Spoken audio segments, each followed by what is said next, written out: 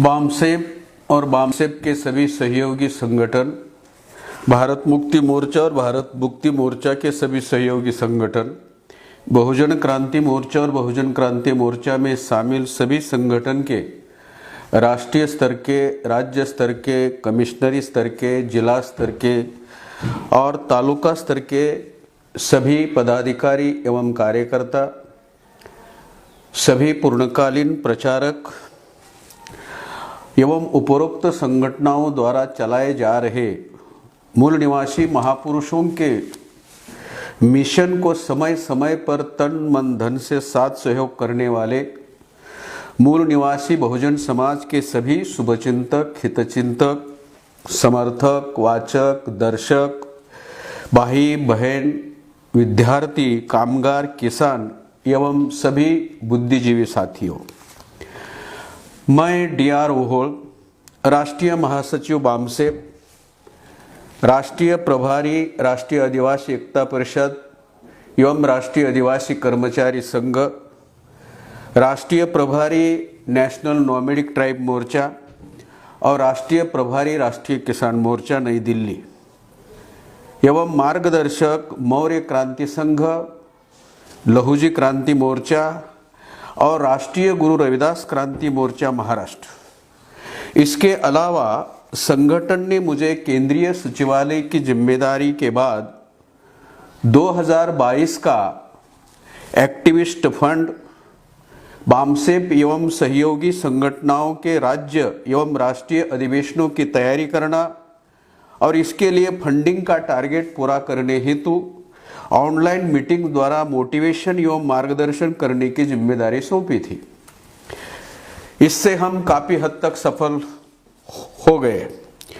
इसके साथ ही मुझे संगठन द्वारा बामसेप एवं राष्ट्रीय मूल निवासी संघ के 38वें 38वें और भारत मुक्ति मोर्चा के 11वें राष्ट्रीय अधिवेशन की पूरी तैयारी करने की जिम्मेदारी दी थी, जिसमें विषयों के कैप्शंस, उद्घाटक, मुख्य अतिथि, विशेषातिथि और वक्तागणों के नाम निश्चित करके पॉम्पलेट को अंतिम रूप देना था।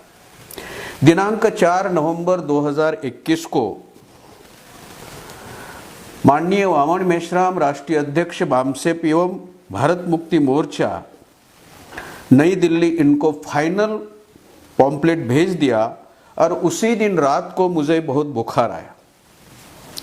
दूसरे दिन 5 नवंबर 2021 को RT-PCR एंटीजन टेस्ट किया तो मैं पॉजिटिव आया और दिनांक 7 नवंबर 2021 को डॉक्टर M.G. ससाने, राष्ट्रीय अध्यक्ष इंपा इनके शिरूर जिला पुणे स्थित हॉस्पिटल में एडमिट हो गया। उसके बाद दिनांक 16 नवंबर 2021 से दिनांक 2 दिसंबर 2021 तक नोबल हॉस्पिटल पुणे में एडमिट था। 15 दिन में आईसीयू में था, 15 दिन आईसीयू में था और उसमें 15 दिन वेंटिलेटर पर था। मैं अकेला ही नहीं, मेरा पूरा परिवार, मेरी मिसेस, मेरा लड़का, मेरी लड़की सभी कोरोना पॉजिटिव थे और 1 महीना हम अलग अलग हॉस्पिटल में एडमिट थे। अभी हम पूरी तरह से आउट ऑफ डेंजर है और घर वापस आ गए, लेकिन मेरा पोस्ट कोविड ट्रीटमेंट चल रहा है और डॉक्टर ने मुझे लगभग 3 महीने तक टोटल बेड रेस्ट लेने की सलाह दी है। इसलिए मैं संगठन के पब्लिक प्रोग्राम में शरीक नहीं हो पा रहा हूं। इतना ही नहीं, मैं राष्ट्रीय अधिवेशन में भी उपस्थित नहीं रह सका, लेकिन मेरा ऑफिशियली काम डे टू डे निरंतर और सही तरीके से चल रहा है। ये सारी बातें मैं आज आपको इसलिए बता रहा हूं क्योंकि सोशल मीडिया पर एक पोस्ट वायरल की जा रही है जिसमें लगभग 19 लोगों की लिस्ट है जिन्होंने संगठन में कुछ सवाल खड़े किए हैं और संगठन ने उनका जवाब नहीं दिया है और फिर उन लोगों ने संगठन के विरोध में काम करना शुरू किया। इसलिए संगठन ने उनको निकाल दिया। ऐसी पोस्ट सोशल मीडिया पर वायरल हो रही है और इसकी जानकारी मुझे फील्ड से मिल रही है। ये पोस्ट किसने डाली, किसने वायरल की, इसकी जानकारी अभी तक नहीं मिली, लेकिन वो जल्द ही मिल जाएगी। इस वीडियो के माध्यम से आप सभी कर्मठ कार्यकर्ताओं को मैं स्पष्ट करना चाहता हूं कि मैंने संगठन के सामने कोई सवाल खड़े नहीं किए। सवाल ही खड़े नहीं किए तो संगठन ने उसका जवाब देने का कोई मतलब नहीं है।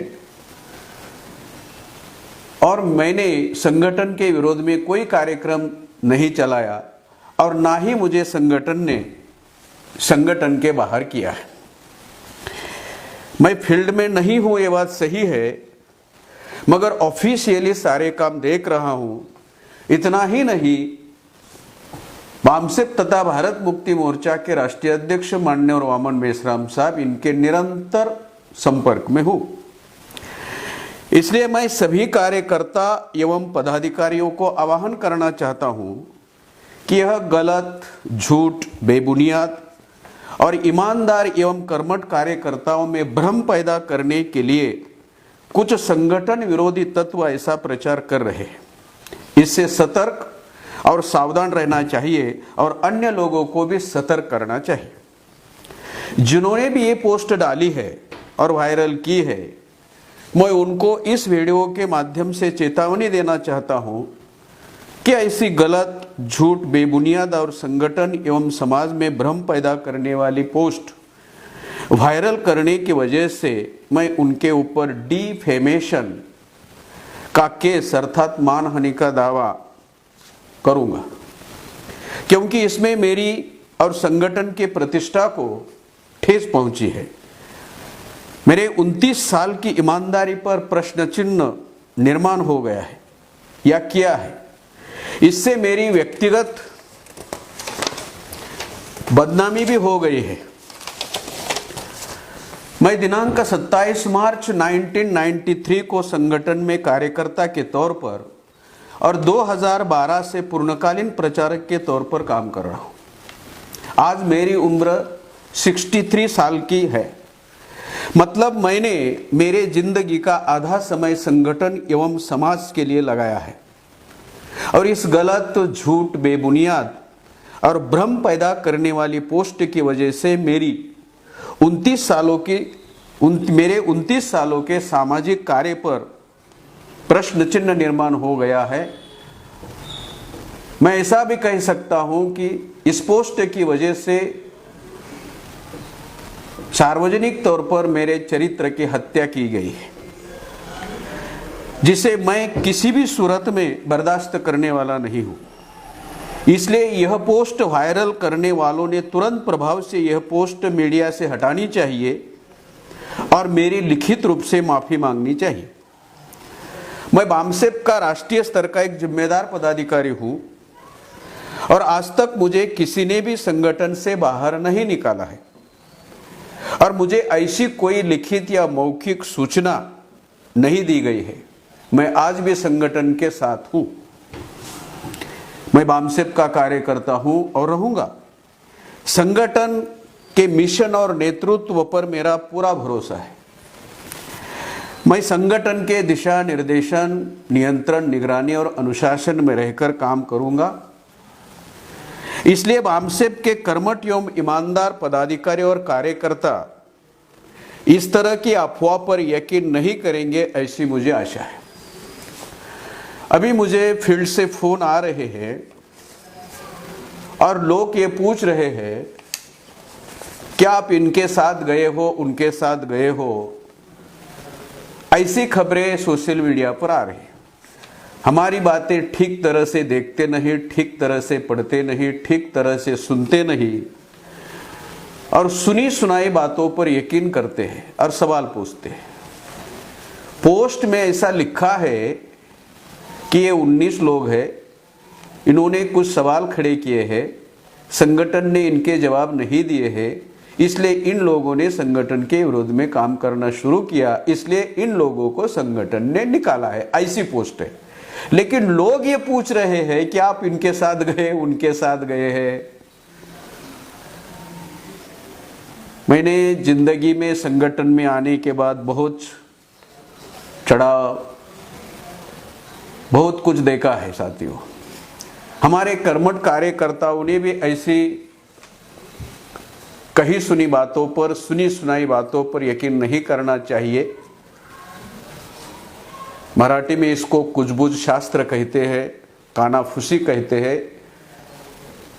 और किसी को भी अगर कोई मेरे संदर्भ में डाउट है, वैसे तो कल राष्ट्रीय अध्यक्ष जी ने भी कहा है कि मैं संगठन के साथ हूं,